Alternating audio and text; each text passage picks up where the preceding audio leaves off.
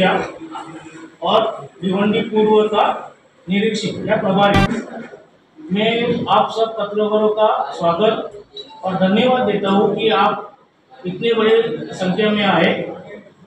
और पत्रकार परिषद का मूल कारण है कि 2 तारीख को जो नॉमिनेशन नामांकित भरने वाले हैं महाविकास आघाड़ी के माननीय श्री सुरेश बालियावा म्हात्रे, महाविकास आघाड़ी के सभी कार्यकर्ताओं को मेरी वजह से गुजारिश है कि बड़ी संख्या में आप लोग उपलब्ध हो।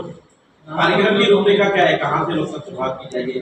कार्यक्रम की रूपरेखा सुबह 10 बजे शिवसेना शहर शाखा भिवंडी, यहाँ पे सबको जमा करना है। फिर वहाँ से आगे हम लोग अभी देखेंगे सब।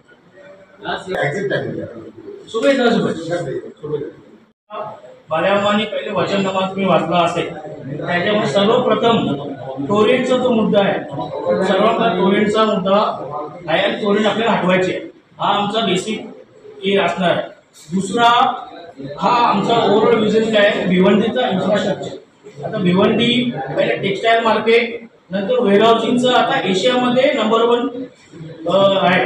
आता भिवंडीसाठी इन्फ्रास्ट्रक्चर काहीच नाही, ना फायर ब्रिगेड नाही, रोड नाही, कुठलेही बेसिक इव्हन ड्रेनेजही नाही आहे।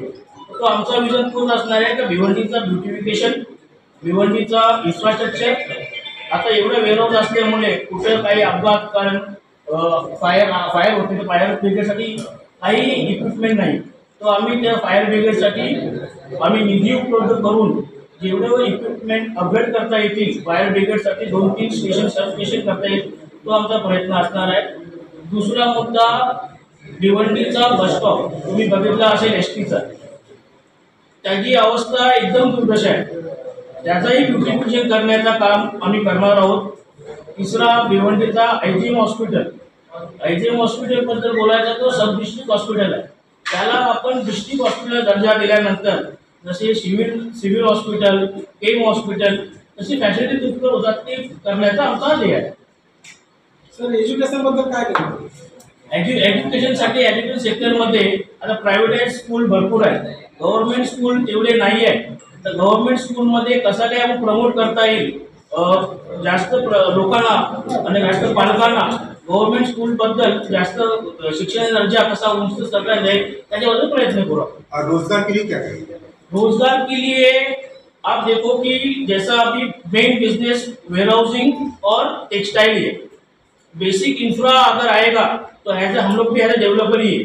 अभी फिलहाल हम लोग के जो भी वेयरहाउसिंग में लगभग 90 से 1 लाख लोग रोजगार उपलब्ध कर चुके हैं। और ये रिकॉर्ड में अगर एमआईडीसी का कोई भी स्कीम लाते हैं हम लोग अंडर एमआईडीसी में, तो हम लोग को गवर्नमेंट के अंडर लिख के देना पड़ता है कि 1 एकड़ में हम लोग कितना रोजगार ला सकते हैं।